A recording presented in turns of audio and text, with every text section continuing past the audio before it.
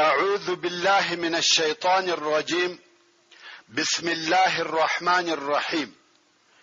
إن الحمد لله نحمده ونستعينه ونستغفره ونعوذ بالله من شرور أنفسنا وسيئات أعمالنا. من يهده الله فلا مضل له ومن يضلل فلا هادي له، وأشهد أن لا إله إلا الله وحده لا شريك له، وأشهد أن محمدا عبده ورسوله صلى الله عليه وآله وأصحابه وسلم تسليما كثيرا. أما بعد، د سرور کائنات صلى الله عليه وآله وسلم ژوند نوشتمه فته. السلام علیکم ورحمة الله وبرکاته. محترم ورونو، په تیره اتوشتمه پته کې موږ هغه واقعات بیانول چې رسول الله صلی الله علیه و آله وسلم د دحیة الکلبی رضی الله تعالی عنه په لاس د روم پاچا قیصر ته یو رساله ورولېږل چې هغه یې و اسلام ته دعوتاوه. خو په دغه وخت کې چې دحیه رضی الله تعالی عنه و قیصر ته ورهیدي، هلته په شام کې یو څه واقعې پیښې شوې چې هغه داسې وې.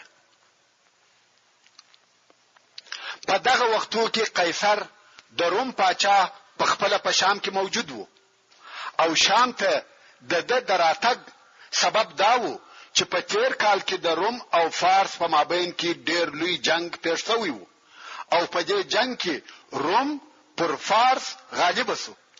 فارس ته ماته او شکست ورکړي چې دغه واقعه یعنی پر فارس د روم کامیابی الله جل جلاله د هغه تر پیښېدو څو کاله د مخه په قرآن مجید کې ذکر کړي او بیان کړي و. الله عز وجل د سورة الروم په شروع کې فرمایي: الف لام میم غلبت الروم في ادنى الارض وهم من بعد غلبهم سيغلبون في بضع سنين. يعني وعربو ته په نږدې مځکه کې روم مغلوب شو، او دغه رومیان به د دوی تر دغه مغلوبیت وروسته په څو کلو کې بیرته پر فارسیانو غالب شي. خو زه به اول هغه قصه درته بیان کم چې دغه آیاتونه د هغه په باره کې نازل شوي دي، نو بیا د آیاتو په ترجمه ډېر په اسانه پوهېدلای شو. په دغه آیاتو کې قرآن عظیم الشان یو عجیبه پیشګویي کړې ده چې د قرآن مجید پر صداقت او حقانیت لوی دلیل دی. قصه داسې وه: د هغې زمانې د مځکې د مخ دوې لوی پاچاهۍ چې فارس او روم وې، د ډېرو کلو څخه په خپل مابین کې په شدیدو جنګو سره اخته او مشغوله وې. د 602 عیسوي کال څخه بیا د 614 عیسوي کال تر اخره د دوی د سختو جنگو سلسله جاری و. په 500 عیسوي کال کې د محمد مصطفی صلی الله علیه وسلم مبارک ولادت واقع شو، او په 610 عیسوي کال کې په نبوت مبعوث کړ شو. په پخوا کې به هم اهل مکه یا مشرکانو ته د فارس او روم د جنگو خبرونه رسیده، خو د نبوت او د اسلام د دعوت په وخت کې دغه د جنگو خبرو د اهل مکه په زړه کې یو بل شکل او خاصه علاقه پیدا کړې و. د فارس آتش پرستانو د مکه مکرمه بت پرستان د ځان ډله بلل، او د دین د نږدېوالي په سبب یې بت پرستان خپل بلل، او بالمقابل د روم نصاراو بیا مسلمانان خپل بلل، ځکه چې دواړه اهل کتاب و او د دواړو دین آسماني دین و. نو کوم وخت چې به د پارسیانو د غالب کېدو خبر را ورسېدی، د مکه مکرمه مشرکانو به خوشحالي کول او ویل به چې موږ هم د غرنګ پر تاسو غالب کیشو. مسلمانان به هم په دغه خبرو او واقعو ظاهرېده او ویل به چې نصارا چې اهل کتاب دي ولی د آتش پرستو مجوسیانو په مقابل کې شکست خوري، چې موږ ته دغه مشرکان پیغورونه راکوي. خو په 614 عیسوي کال کې چې د رسول الله صلی الله علیه و آله وسلم د بعثت 15 کال تیر شوی و، فارسیانو و رومیانو ته ډیره سخته ماته ورکړه او د روم د قیصر څخه ډیر ځایونه ونیول. حتی په خپل هرقل یا قیصر هم په قسطنطینیه کې محاصره او قلعه‌بند شو. د رومیانو پایتخت تر خطر لاندې شو. ډیر لوی اسقفان یا ووژل شو یا بندي ونیول شو. د بیت المقدس څخه ډیر لوی او مقدس صلیب د ایرانی فاتحانو لاس ته ورغلی. د روم د قیصر عزت او اقتدار بالکل ختم او د منځ ولاړ. په ظاهر خداسي هیڅ دلیل او علامه نه موجود چې رومیان دي بیا دونه قوت او طاقت پیدا کړي چې د فارسیانو په مقابل کې د سر راپورته کړي. نو دغه حالات او اخبارو په لیدلو او اوریدلو سره به د مکه مکرمه مشرکان ډیر خوشاله کېده. مسلمانانو ته به پیغورونه ورکول او زهیرول به تر داسې اندازې چې د مکه مکرمه د مشرکانو څخه یو نفر ابو بکر صدیق رضی الله تعالی عنہ ته وویل نن زموږ فارسی ورونه ستاسو پر رومي ورونو غالب شوه او شکست یې ورکړي، محو او نابود یې کړه. سبا به موږ هم تاسو ته دغه سماته درکو او د بینه به مو یوسو. په دغه وخت کې قرآن مجید د ظاهري اسباب څخه مخالف یو داسې اعلان او بیان وکړي چې د منکرو مشرکانو هیڅ وزرته نه لویدي، چې هغه دغه آیات شریف دی چې موږ مخکې تلاوت کړی: الف لام میم غلبت الروم في ادنى الارض وهم من بعد غلبهم سيغلبون في بضع سنين. یعنی وعربو ته په نږدې مځکه کې روم مغلوب شو او دغه رومیان به د دوی تر دغه مغلوبیت وروسته په څو کلو کې بیرته پر فارسیانو غالب شي. بضع ورونو په عربي کې د درو څخه نیولې بیا تر 9 پورې بضع ورته ویل کېږي. نو الله جل جلاله و فرمایل چې نن ورځ رومیان د فارسیانو د طرفه مغلوب کړه شو، مگر د 9 کلو په موده کې به بیرته رومیان پر فارسیانو غالب او کامیاب شي. دغه پیشګویی په اساس حضرت ابو بکر صدیق رضی الله تعالی عنہ د ځینو مشرکانو سره شرط وتړي. البته په دغه وخت کې شرط تړل نه حرام شوی. داسې شرط ورسره وتړي چې ویل کتر 2 کلو پورې رومیان پر فارسیانو نسو کامیاب، زب تاسو ته سل اوشان درکوم، او که په دغه موده کې رومیان کامیاب شوه تاسو به ماته سل اوشان راکوي. که څه هم ابو بکر صدیق رضی الله تعالی عنہ په اول کې د بضع سنین ترجمه د خپل فکر سره برابر په لږو کلو کړی و، نو یې خود د کفارو سره شرط هم په لږو کلو ایښی و. مګر بیا د رسول الله صلی الله علیه وسلم په لارښوونه سره د بضع سنین ترجمه یې په 9 کلو سره وکړه او شرط یې هم په دغه 9 کلو وتړي. او په دغه کلو کې د روم پاچا هرقل د جنگ د پاره ترتیبات نیول چې هغه د لاس وتلې عزت او اقتدار بیرته راوګرځوي. او په عین حال کې دا نظر هم پر ځان ایښی وو ویل که الله جل جلاله موږ رومیان پر فارسیانو کامیاب کړو نو د حمص یا قسطنطینیه څخه به تر ایلیا پوری چې بیت المقدس دی د حج او زیارت لپاره پیاده او پرتفوزم. نو د الله جل جلاله شان او قدرت ته وګوري چې د قرآن مجید دغه پیشګویی سره برابر د 9 کلو په موده کې یعنی تر هجرت 1 کال وروسته عیناً د بدر په ورځ هغه چې الله جل جلاله و مسلمانانو ته پر مشرکانو ښکارا فتح او بری ورکړي.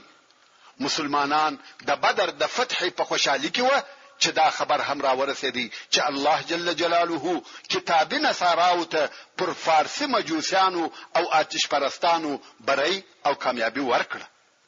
چې دغه خبر په اوریدلو سره د مکه مکرمه مشرکان نور هم سپک او ذلیل شو او د قرآن کریم دغه عجيبه او حیرانونکې پیشګویی د دې سبب شو چې ډېر نفر و اسلام ته داخل شو او ابو بکر صدیق رضی الله تعالی عنه هغه د شرط سل اوشان د مکه مکرمه د مشرکانو څخه واخسته او د رسول الله صلی الله علیه و آله وسلم په امر سره ټول خیرات کړ. ورونو اوس بیرته هغه خپل قصې ته ورګرځم. هغه دا چې رسول الله صلی الله علیه و آله وسلم د دحیه الکلبی رضی الله تعالی عنه په واسطه د روم پاچا هرقل ته رساله ولېږل او په دغه وختو کې هرقل په خپل په شام کې وو او دای هم په دې سبب شام ته راغلی وو چې په تیر کال کې د روم او فارس په مابین کې هغه لوی جنگ پیښ شوی وو چې قصه مو درته وکړه او روم پر فارسیانو غالب شوی و. اوس چې هرقل په جنگ کې کامیاب شو نو غواړي چې په هغه خپل نظر وفا وکړي. د قسطنطینیه څخه و بیت المقدس ته پیاده راغلی خو قیصر په لار کې یو خوب ولیدی. هغه دا چې د پاچاهي د داسې قوم او خلقو په واسطه د لاسه څخه وځي چې هغه قوم سنت شوی دی. ورونو تاسو ته معلومه ده چې نصارا ځانونه او خپل اولادونه نه سنتوي. نو دغه خوب ولیدي چې د پاچاهي د یو داسې قوم په واسطه د لاسه وځي چې هغه سنت شوی وي. کوم وخت چې شام ته ورسېدی د علماو احبارو وزیرانو څخه پوښتنه وکړه چې په دې وطنو کې څوک ځانونه سنتوي. هغه ورته وویل بیل يهودو بل څوک سنتېدل نه کوي. نو قیصر د ټولو يهودو د وژلو قصد او اراده وکړه چې چیرې دا کار کړی وای دنیا به د يهودو د شر څخه خلاص کړی وای. مگر د الله جل جلاله اراده بیا بلوه. اوس قیصر د يهودو د وژلو د پاره ترتیبات نیسي. خپل قواوی آماده کوي چې په شام کې ټول موجود يهود حلال کې ځکه چې هغه د خوب رښتیا نسی. په دغه وخت کې چې د يهودو د وژلو د پاره ځان جوړاوه په شام کې یو غل ونیول شو چې هغه غل د عربو څخه وو. عربو او په شام کې اغلا کول. نو خلقو د هغه غله عرب په تلاشي شروع وکړه تر داسې اندازې چې کالیه ځنی وکړه. کوم وخت چې عرب لڅو ویل د چې دای هم سنت شوی دی نو یو ورته وویل ته يهودیه؟ سړی ویل یا. ویل د کوم ځای؟ ویل عرب یم. ویل تاسو عرب هم ځانونه سنتوي؟ ویل هو. دا خبره و قیصر ته ورساوه چې صبر وکړه يهود ما وجنه ځکه بیل يهودو یو بل قوم همسته چې ځانونه سنتوي. ویل هغه څوک دي؟ ویل عرب دي. او دغه حال ورته وای. قیصر ویل غل ما تراولي. اوس و قیصر ته د غلا تر موضوع هغه بل د خوب موضوع مهمه ده. خیر غل و هرقل ته وروستل سو. د الله جل جلاله کارونه دي.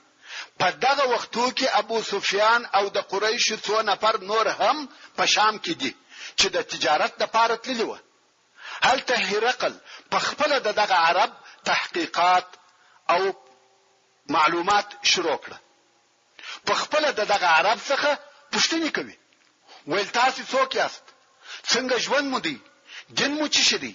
عرب ویل موږ د جزیره العرب اوسیدونکو یو. مشهور قومونه یو. ټول خلک مو پیژني چې موږ عرب یو. د هرقل په اړو کې شګوه. ویل آیا په تاسو کې یو نوې شی، نوې دین، نوې تحول پیښ شوی دی؟ عرب ویل هو. په موږ کې یو نفر پیدا شوی دی چې نوم یې محمد دی صلی الله علیه وسلم او وایي زه نبی یم. د رسول الله صلی الله علیه وسلم څه حالات ورته وویل. څنګه چې هرقل عالم وو په تورات او انجیل کې معلومات درلوده او په هدي چې اوس د هغه موعود نبی دراتګ وخت دی نو شک ورته پیدا شو. د ښه تحقیق د پاره د دغه نبی په باره کې پوښتنې او معلومات ځنې کول. خو علامه ټوله داسې دي چې دا هغه نبی دی چې د دوی سره په کتابو کې ذکر شوی دی. نو هرقل امر وکړي چې داسې عرب را تراولي چې دغه محمد صلی الله علیه وسلم د قوم څخه وي. د هرقل قوم او عمله ګرځي او پښتنه کوي چې په شام کې داسې عرب پیدا کی چې د محمد صلی الله علیه وسلم د قوم څخه وي. شه دلته د هرقل عمله پرېږده چې په شام کې د مکه مکرمه په قریشو پسې ګرځي او غواړي چې هرقل ته ورولي. په دغه وخت کې د رسول الله صلی الله علیه و آله وسلم هغه لیک چې د دحیه الکلبی رضی الله تعالی عنہ په واسطه و قیصر ته ورلېږلی وو، دحیه الکلبی رضی الله تعالی عنہ و قیصر ته ورساوه. چې دغه لیک د رسیدلو واقعات به ورسته درته بیان کوم، خو اوس به بیرته د قصې وهغه ځای ته ورسم چې د هرقل عمله د رسول الله صلی الله علیه و آله وسلم په قوم پسې ګرځي. څو اخر یې ابو سفیان د نور قریش سره پیدا کړ. نو د قیصر عمله ابو سفیان او د قریش هغه نور مشران ونیول او قیصر د روم پاچا ته وروستل. اوس نو قیصر د ابو سفیان څخه پوښتنه کوي او ابو سفیان د هغه د پوښتنو جوابونه ورته وایي چې دغه د دوی د سوال او جواب موضوع په بخاری شریف کې په یو اوږده حدیث کې بیان شوی او ذکر شوی ده چې زه به اوس هغه حدیث شریف درته را نقل کوم. خدا به هم درته وایم چې په دغه وختو کې ابو سفیان د رسول الله صلی الله علیه و آله وسلم هغه اشد یا تر ټولو خلقو شدید دشمن دی. خو تاسو د هرقل د پښتنو په مقابل کې د جوابونه دغه دشمن جوابونه په دقت سره واوري. د عبد الله ابن عباس رضی الله تعالی عنهما څخه روایت دی چې ابو سفیان ابن حرب راته وویل هرقل و ما او د قریشو یوې ډلې ته چې شام ته د تجارت لپاره تللی وو نفر راولېږل او دا هغه وخت وو چې رسول الله صلی الله علیه و آله وسلم زما او د قریشو د کفارو سره صلح کړی و. نو موږ د هرقل او مجلس ته ورغلو چې دای په دغه وخت کې په بیت المقدس کې وو. هرقل موږ خپل مجلس ته ورغښتلو چې د په مجلس کې د پر شاوخوا د روم ډیر لوی خلق هم ناست و او بیا یې ترجمان راوغښتي او زموږ څخه د ترجمان په واسطه پوښتنه وکړه چې په تاسو کې کم یو په نسب کې وهغه سړی ته نږدې دی چې وایي زه نبی یم.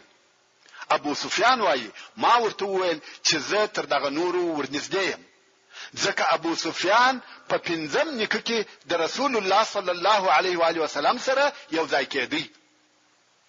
هرقل وویل چې دای زما مخ ته کښینوي او د ملګری دی د وشاته کښینی. او بیا هرقل خپل ترجمان ته وویل و دغه نورو خلقو ته ووایي چې زه دغه سړي څخه پوښتنه کوم چې په جواب کې درواغ راته وویل تاسو د خبره ورردوي. خو ابو سفیان بیا وایي کما ته د دې څخه شرم او حیا نه درېدلای چې بیا به درواغجن معرفي سم، یعنی خلق به می درواغجن بولی، ما به درواغ ورته ویلی وای. نو هرقل په پښتون شروع وکړ او اوله پښتنه یې داوه چې دغه سړي نسب په تاسو کې څنګه دی. ما ورته ویل هغه په مشکې د ښه نسب خاوند دی. هرقل ویل آیا په تاسو کې دغه د نبوت دعوا او خبري یو بل چا هم تر د مخه کړی دي؟ یعنی چې ویل به زه نبی یم؟ ما ویل یا په مشکې تر اوسه چا د نبوت دعوا نه ده کړې. هرقل ویل آیا د محمد په نکاګانو کې یو پاچا تیر سوی دی؟ ما ویل یا. هرقل ویل آیا هغه د شرف او عزت خاوندان متابعت کوي که ضعیف خلق؟ ما ویل یا. هغه ضعیف خلق یې متابعت کوي. هرقل ویل آیا دغه د متابعین ذاتیږي که کمیږي؟ ما ویل ذاتیږي. هرقل ویل یو څوک چې د دین ته داخل سي بیا بیرته ځنی اوړي؟ ما ویل یا. داسې څوک نه دی را معلوم چې د دین ته داخل سوی وي او بیرته ځنی اوښتي وي. هرقل ویل آیا تر دغه د مخه چې د نبوت خبري وکي تاسو په دې کې درواغ لیدلی و؟ ما ویل یا. هرقل ویل آیا غدر وعده خلافی او خیانت کوي؟ ما ویل یا. مگر اوس زموږ او د په مابین کې د یو څه مودې د پاره پر صلح عهد او اتفاق سوی دی، خو په دې نه يم خبر چې په دغه صلح او وعده کې به څه سره وکي. چې د ابو سفیان مقصد هغه د حدیبیه صلح و چې اوس هم جاری او برحاله و. ابو سفیان وایي په دغه ټول سوال او جواب کې می داسې خبره نکړه پیدا چې زه پر زیاته کم به له دغه خبر څخه. هرقل ویل ستاسو او د په مابین کې جنگ پیښ شوی دی؟ ما ویل هو. هرقل ویل دغه د جنگ نتیجه به څنګه و؟ ما ویل جنگ زموږ او د په مابین کې سلواغه و، کله زموږ و طرف ته کله د و طرف ته وي، یعنی کله موږ کامیاب یو کله دی. هرقل ویل په چی مو امر کوي؟ ما ویل وایي یوازې د الله جل جلاله عبادت کوي، هیڅ شی مو ورسره شریکوي، او هغه ستاسو پلرو چې ویل او کول هغه پرېږدي، او موږ په لمانځه صداقت پاکي او صله رحمي امر کوي. نو هرقل و ترجمان ته وویل چې ودته ووایي چې ما یې د نسب پوښتنه درڅخه وکړه او تا ویل هغه د شریف نسب څخه دی. رسولان هم د غرنګوي د خپل قوم په نسب کې را لېږل کیږي، او بیا مې پوښتنه درڅخه وکړه چې تر د مخه په تاسو کې یو بل چا هم دغه خبرې کړې دي؟ تا ویل یا. نو کچيري په تاسو کې یو بل چا هم دغه د نبوت دعوه کړې وای، نو ما به ویلی وای چې دای هم د هغه نفر تقلید کوي او هغه خبرې کوي. او پوښتنه مې درڅخه وکړه چې آیا په نیکګانو کې پاچا تیر سوی دی؟ تا ویل یا. نو ما ویل کې په کورنۍ کې پاچا تیر سوی وای، نو به مې ویلی وای چې سړی د خپل پلرو او نیکګانو پاچاهي غواړي. او پوښتنه مې درڅخه وکړه چې دغه د نبوت تر خبرو د مخه تاسو دی په درواغو متهماوه؟ تا ویل یا. نو زه پوسوم چې هغه څوک چې د خلقو سره درواغ نه وایي دا امکان نه لري چې هغه دی پر الله جل جلاله درواغ وایي.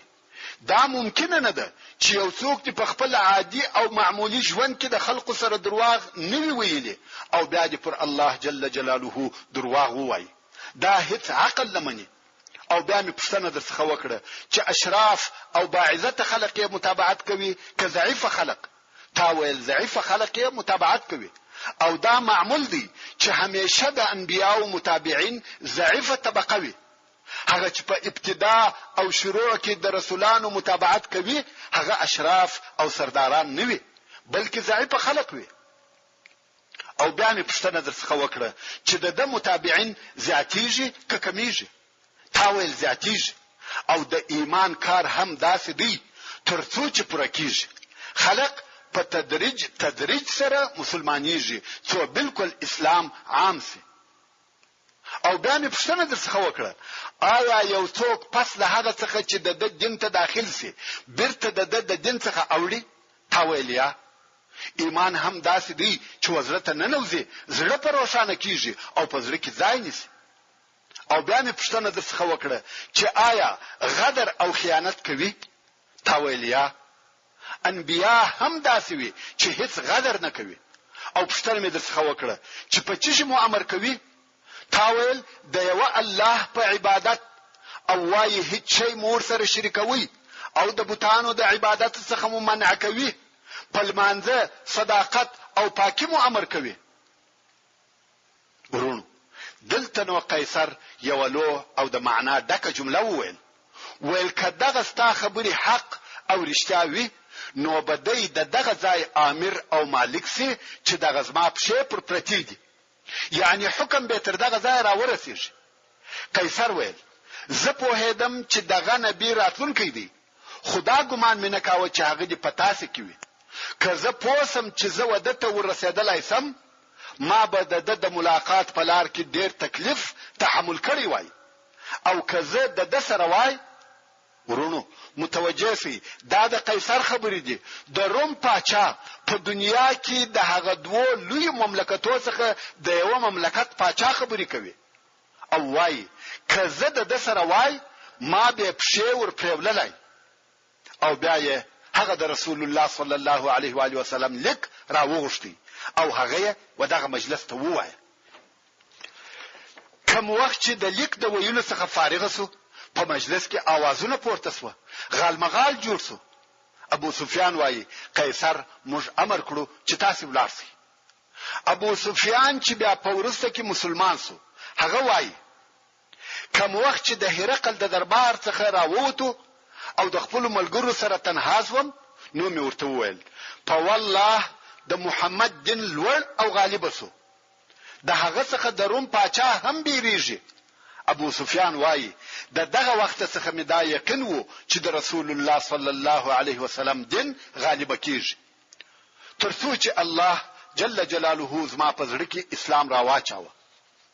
ورونو اوس به هغه واقعات درته بیان کوم چې وقیصر ته د رسول الله صلی الله علیه و آله وسلم د لیک د رسیدلو په وخت کې پیښ شو. لکه څنګه چې د مخه مدرته وویل دحیه الکلبی رضی الله تعالی عنہ د رسول الله صلی الله علیه و آله وسلم لیک وقیصر د روم پاچا ته ورساوه او هغه لیک داسې لیکل شوی و. ورونو اول به هغه لیک په عربي او هغه ډول چې لیکل شوی و درته وړاندې کوم ځکه دا تاریخي اثر او د رسول الله صلی الله علیه وسلم رساله یا مکتوب دی چې وقیصر ته لېږلی و.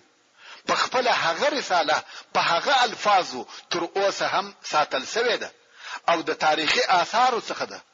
د لندن موزیم دا ثابته کړې ده چې دغه رساله د هجرت په 9 کال کې لیکل شوې ده او هغه رساله داسې ده: بسم الله الرحمن الرحيم من محمد رسول الله إلى هرقل عظيم الروم سلام على من اتبع الهدى أما بعد فإني أدعوك بدعاية الإسلام أسلم تسلم وأسلم يؤتك الله أجرك مرتين فإن توليت فإن عليك اسم الأريسيين ويا أهل الكتاب تعالوا إلى كلمة سواء بيننا وبينكم ألا نعبد إلا الله ولا نشرك به شيئا ولا يتخذ بعضنا بعضا أربابا من دون الله فإن تولوا فقولوا اشهدوا بأننا مسلمون. چې دغه لیک ترجمه داسې ده: بسم الله الرحمن الرحيم د محمد رسول الله صلی الله علیه و آله وسلم د طرفه د روم و مشر هرقل ته سلام علی من اتبع الهدى اما بعد زتا په بلنه د اسلام و اسلام ته دعوتوم او رابولم. مسلمان سه چې سالم پاتې سه، مسلمان سه چې الله جل جلاله به دوه واره اجر او ثواب درکړي، او کله چیرې د اسلام څخه مخ واړاوه انکار دی وکي نو د بزګرانو او باغوانانو ګناه هم ساپر غاړه ده، ځکه په هغه وخت کې د روم ټول خلق د کښت او زراعت په کار مشغوله و، نو تقریبا ټول بزګران او باغوانان و، نو ویل د هغو ګناه هم ساپر غاړه ده. او یا اهل الكتاب څرنګه چې د روم پاچا او رعیت ټول نصاراوه نو یا اهل الكتاب ورته ویل. او دغه ځای څخه هغه نور پاتې لیک د سورة آل عمران 4 نمبر آیات دی: نو اے اهل کتابو، اے کتابیانو، راسی رجوع وکي وهغه کلمې ته چې زموږ او ستاسو په مابین کې یو او برابر ده، هغه دا چې بیل الله جل جلاله څخه به بل د هیڅ عبادت نکوو او الله جل جلاله ته به هیڅ شی نشریکوو او نه به ګرځوي ځینې زموږ ځینې نور خدایان بیل الله جل جلاله څخه به بل څوک د خپل ځانو د پاره مالک او معبود نه ګرځوو. او کچیر دوی وګرځیده توحید او اسلامی احکام ته شاور وګرځول نو اے مسلمانانو تاسو دغه کتابیانو ته وایست چې تاسو پر دې خبره شاهدان اوسئ چې موږ مسلمانان یو. کوم وخت چې هرقل ته د رسول الله صلی الله علیه و آله وسلم دغه لیک او رساله وویل شو او ترجمه شو، هرقل ورېږدېد ځکه هلته د مخه د ابو سفیان سره ملاقات سوال او جواب کړی و او هغه سوال او جواب یې په دماغ کې پاتې و او دلته دغه رساله ورته وویل شو.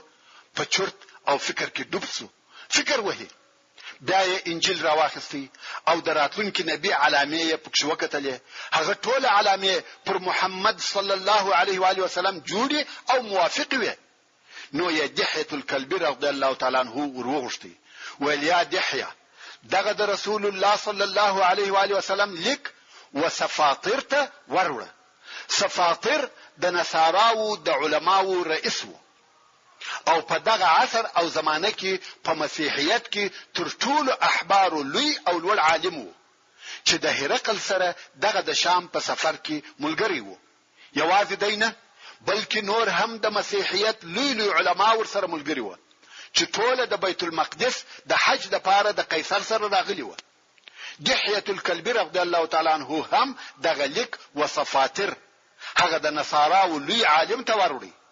صفاتر چې دغه لیک ووایه ورېږدېدی او د دحیه رضی الله تعالی عنہ څخه د رسول الله صلی الله علیه و آله وسلم د حالات او علامو پوښتنې شروع کړې. دحیه الکلبی رضی الله تعالی عنہ هم جوابونه ورته وایي. ډېری پوښتنې کوي او د هرې پوښتنې جواب هم مفصل غواړي. دحیه الکلبی رضی الله تعالی عنہ هم ټول حالات په تفصیل سره ورته بیانوي. صفاتر نور هم سوالونه کوي څو ډېری پوښتنې وکړي او د ټولو جوابونه په غور او دقت سره واورېده. کوم وخت چې پوښتنې یې خلاص شوه نو یې وویل زه پوهېدم چې دا وخت د نبی د راتګ وخت دی، مګر دا ګمان مې نه کاوه چې هغه دې په تاسو کې پیدا سي یا معشر العرب. او زه شاهدی ادا کوم لا اله الا الله وان محمدا رسول الله. صفاتر رحمه الله مسلمان سو. اوس نو صفاتر د نصاراو هغه نور علما سره راټول کړ او دای هم ورسره کښینستی. د رسول الله صلی الله علیه وسلم هغه رساله ورته وویل کوم چې دحیه الکلبی رضی الله تعالی عنہ راوړې و او د نبی آخر زمان ټول علامه ورته بیان کړه. او بیا یې د دوی د انجیل څخه هغه دلایل ورته وویل چې د محمد صلی الله علیه و آله وسلم پر نبوت دلالت کاوه او دا یې ثابتول چې محمد صلی الله علیه و آله وسلم هغه موعود او راتلونکی نبی دی. کوم وخت چې خپل دلایل یې ټول وویل او د رسول الله صلی الله علیه و آله وسلم علامه هم بیان کړه نو ویل زه اوس تاسو و اسلام ته بولم او مسلمانان سي. زه په خپل دا شاهدی ادا کوم چې لا اله الا الله وان محمدا رسول الله. دلته د نصاراو دغه نور علما وبېرېده ویل که خلق خبر سو چې صفاتر مسلمان سو نو د مسیح علی السلام دین پریږدي. دغه نور علماو د صفاتر رحمه الله د وجلو اراده وکړه او صفاتر رضی الله تعالی عنہ په شهادت ورساوه. اوس په نصاراو کې یو واقعه پیښه ده چې ټول په فکر کې دي او نه پوهیږي چې څه وکړي. په خپل هرقل په حیرت کې دي چې څنګه وکړي. دحیه الکلبی رضی الله تعالی عنہ هم د صفاتر په وجلو خبر سو او هرقل ته ورغلی چې اوس څه وایي. هرقل ویل والله په دوی کې صفاتر تر ما عزتمن وو وعلماو ته د درجه او مقام زما تر مقام لوړ و نو چې د اطاعت ونه کوي او ویوږي نو زما اطاعت به څنګه کوي. مګر بیا هم ته صبر وکړه. بیا نو هرقل امر وکړي چې د نصاراو ټول علما اشراف او مشران دي راټول سي. هغه ټول په یو قصر کې سره یو ځای کړه. هرقل امر وکړي چې د قصر دروازې بندي او وتړي او د قصر پر شاوخوا مسلح فوج ودراوه چې چاته د وتلو اجازه ورنکي. اوس نو علما اشراف او مشران ټول په دغه قصر کې ناست دي او د قیصر دراتلو په انتظار دي. په دغه وخت کې قیصر دغه قصر د لوړ منزل په یو برنده کې ورته راووتی او هلته لوړ داسې ودرېدی چې حاضر خلق ودته نسی ورسېدلای. قیصر د هغه ځای څخه د رسول الله صلی الله علیه و آله وسلم لیک ورته ولوست او بیا یې هغه علامه ورته بیان کړه کوم چې په انجیل کې د نبی آخر زمان په باره کې راغلي وي او بیا یې داسې دلایل ورته وویل چې په هغه سره یې دا ثابتول چې محمد صلی الله علیه و آله وسلم هغه نبی دی کوم چې دراتګ وعده یې سوی ده. پس له دغه مقدمه څخه قیصر وویل زه په خپل شاهدی ادا کوم چې لا اله الا الله وان محمدا رسول الله او غواړم چې تاسو هم مسلمانان سئ. یو ور په دغه راټول سو خلقو کې نارې جوړې سوې غالمغال سو او د قصر د دروازو پر طرف زغلي غواړي چې ووزي او ناره وهي قیصر مسلمان سو، قیصر مسلمان سو. خو د قصر دروازې تړلې وي او مسلح فوج ولاړ دی. خلق د مجبورۍ بیرته راوګرځیده او سره یو ځای سو. قیصر ولاړ دی او ورته ګوري. بیا دغه نفرو و قیصر ته وویل په والله کته موږ ټوله ووجنه بیا به هم موږ د مسیح دین پرې نږدو. اوس نو د قیصر په مخ کې دوه کار دي چې د هغو څخه به یو قبلوي او عملی کوي او تر هغه بل به تیریږي چې هغه دوه اسلام یا پاچاهي ده. کدی مسلمان پاتې سي نو دغه راټول سوي نفر او د هغو قبيله او متابعين د پر ضد دریږي چې په دې صورت کې د ته پاچاهي نه پاتې کیږي یا دا چې تر اسلام به تیریږي خو پاچاهي به ور پاتوي. اوس قیصر په دې فکر کې دی چې کم یو اختیار کی. خو په اخر کې قیصر ورته وویل یا قوم زه نه مسلمان سوی یم او نه مسلمان یم، فقط ما تاسو تجربه کولاست. کوم وخت چې ما ولید چې د محمد صلی الله علیه و آله وسلم دین نشریږي زه پر تاسو وبېریدم، نو می غوښته چې دا ځان ته معلومه کم چې تاسو پر خپل دین څونه ټینګیاست او څونه علاقه ورسره لري. ما ولید چې تاسو پر خپل دین ټینګ ولاړیاست او نه پرېږدئ او زه ډیر خوشاله شوم.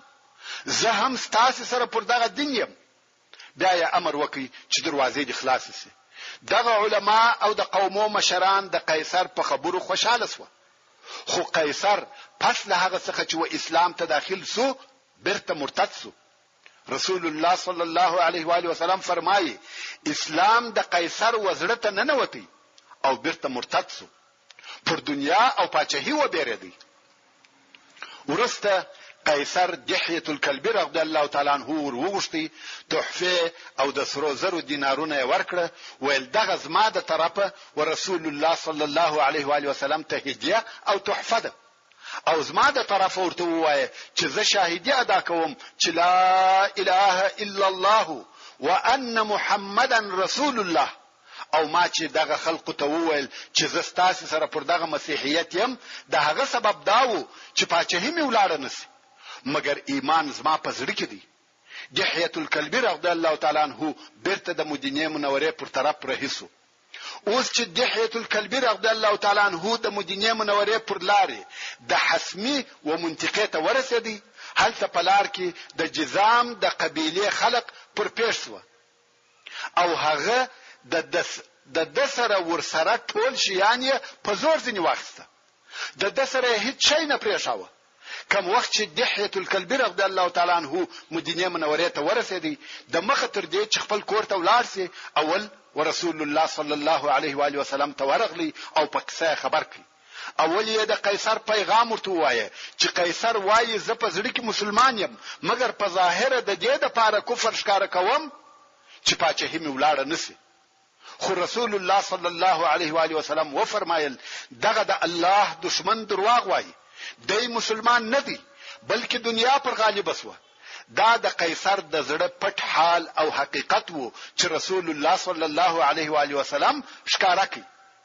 دی د نجاشي په مثل نه وو بلکې دنیا ورکش کړ او د دنیا حب پر غالب وسو.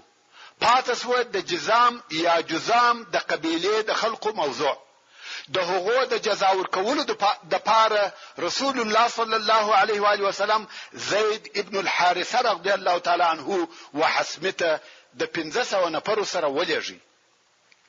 حسمی یو منطقه ده چې د وادي القرى و شاته ده. زید رضی الله تعالی عنه هم د جزام پر قبیله حمله وکړه. کم کسان چې وجل کېده و وجل سو او نور وتښتېده. زید ابن الحارثه رضی الله تعالی عنہ د دوی څخه ډېر غنیمتونه و مدینه منوره ته راوړه چې د غنیمتو په جمله کې زر او شان 15000 پسونه او سل شذي او کوچنیان و. خو هلته بیا د رسول الله صلی الله علیه و آله وسلم او د جذام د قبیله په مابین کې د نه تعارض وعده هم و. نو زید ابن رفاعه الجزامي چې د جذام د قبیله د مشرانو څخه و دی او د قوم څو نفر مسلمانان سوي هم و. او په هغه وخت کې چې پر دحیه الکلبی رضی الله تعالی عنہ حمله کېده دوی د درغ رضی الله تعالی عنہ کومک هم کړی وو. نو دغه زید ابن رفاعه ورسول الله صلی الله علیه و آله وسلم ته عرض او شکایت وکړي چې زموږ سره داسې وسوه. رسول الله صلی الله علیه و آله وسلم هم هغه د شکایت قبول کړي، بندیان او غنیمتونه بیرته ورکړ. ورونو دا د رسول الله صلی الله علیه و آله وسلم یو رساله او لیک وو. خو تاسو وګورئ چې د هغه وخت د مځکې د مخ پر هغه لوی پاچای څونه اثر او تاثیر وو. ټول مملکت یې ورورېږداوه. همدارنګه رسول الله صلی الله علیه و آله وسلم یو لیک د شجاع ابن وهب الاسدی رضی الله تعالی عنہ پلاس وحارث ابن ابي شمر الغساني ته چې د دمشق امیر وو ولېږي، او دا لیک داسې لیکل شوی وو: بسم الله الرحمن الرحيم من محمد رسول الله إلى الحارث ابن أبي شمر سلام على من اتبع الهدى وآمن بالله وصدق وإني أدعوك أن تؤمن بالله وحده لا شريك له فيبقى لك ملكك. حارث چې دغه لیک ووایه ډېر په قهر سو او د رسول الله صلی الله علیه و آله وسلم رساله یې پرنځکه وغورځول. ویل ما زما په خپل پاچاهي بیروي؟ څوک زما څخه زما پاچاهي اخیستلای شي؟ او زه 100,000 جنگي فوج لرم. دغه د دمشق امیر د غساسینه پر قبیلو حاکم وو چې دغه قبیله د جزیره العرب په شمال کې اوسېدلې. د حارث دغه شدید جواب د دې سبب سو چې بیا په ورسته کې د مؤته جنگ په وجود راوړي، او دغه وخت څخه حارث د لشکر په تیارولو او آماده کولو شروع وکړه. هغه خپل 100,000 نفریز لشکر یې تیاراوه چې پر مدینه منوره حمله وکړي. دغه حارث نو د خپل لشکر د تیارولو په حال کې پرېږده. رسول الله صلی الله علیه و آله وسلم یو بل لیک د حارث ابن عمیر الازدی رضی الله تعالی عنہ په لاس د بصره و امیر ته ولېږي چې د هغه خط مضمون او معنا هم داسې و لکه د دمشق امیر حارث ابن ابي شمر ته چې لېږلی و، او د بصره امیر و اسلام ته دعوتاوه. حارث رضی الله تعالی عنہ د لیک سره د بصره د امیر پر طرف رهیسو. پلار کې شرحبیل ابن عمرو الغسانی پر پیښو چې دغه شرحبیل کافر او د غسان د قبیله څخه و، بلکې د هغو د امیرانو څخه و. شرحبیل دغه د رسول الله صلی الله علیه و آله وسلم قاصد ولیدي چې د بصره امیر ته د لیک د ورولو د پاره ورهدي. نو یا دغه د رسول الله صلی الله علیه و آله وسلم قاصد حارث ابن عمیر الازدی ونیوي او شهید یې چې دا د غسان د قبیله د طرفه د اسلام پر ضد دوهم مخالفت او دشمنی و چې پیښیږي. دغه واقعې په سبب د مسلمانانو او غساسینو په مابین کې حالات او مناسبات نور هم خراب شو. رسول الله صلی الله علیه و آله وسلم هم د لشکر په جوړولو شروع وکړه چې پر غساسینو د مخه تر دې حمله وکړي چې هغه پر مسلمانانو حمله کوي. نو دغه د رسول الله صلی الله علیه و آله وسلم د قاصد شهیدیده د مؤته د جنگ د پاره دوهم سبب وګرځي چې د غساسینو د طرفه د رسول الله صلی الله علیه و آله وسلم د دوه رسالو سره ناوړه حرکتونه وسوه.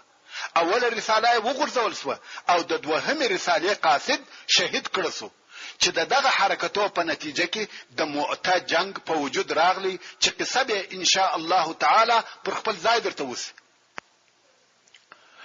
بیا هم رسول الله صلی الله علیه و آله وسلم یو بل رساله د حاطب ابن ابي بلتع رضی الله تعالی عنہ په لاس د مصر او اسکندریه و پاچا مقوقس ته ورولېږل چې دغه پاچا نوم جریج ابن متیو او مقوقس یې لقب و چې دغه رساله تر اوسه پورې ساتل شوې ده او دا لیک داسې لیکل شوی و: بسم الله الرحمن الرحيم من محمد رسول الله إلى المقوقس عظيم القبط سلام على من اتبع الهدى أما بعد فإني أدعوك بدعاية الإسلام أسلم تسلم وأسلم يؤتك الله أجرك مرتين فإن توليت فإن عليك إثم أهل القبط يا أهل الكتاب تعالوا إلى كلمة سواء بيننا وبينكم ألا نعبد إلا الله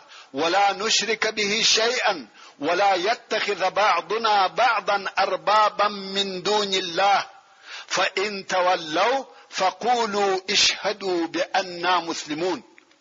ذلك عینا هغه لیک دی لکه وقیصر ته چې لیکل شوی و، نو ځکه یو ترجمه کولو ته ضرورت نشته. حاطب رضی الله تعالی عنه چې ډیر هوښیار او ذکی سړی و، کوم وخت چې د مقوقس و دربار ته ورننوتی نو یې ورته وویل تر تا د مخه پر دغه پاچهي یو سړی و چې هغه داسې ګمان کاوه چې دی رب اعلی دی، چې مقصد یې فرعون و، او هغه به ویل انا ربکم الاعلى، زه ستاسې لوی او لوړ رب یم. نو الله جل جلاله هغه د دنیا او آخرت په عذاب اخته کړي.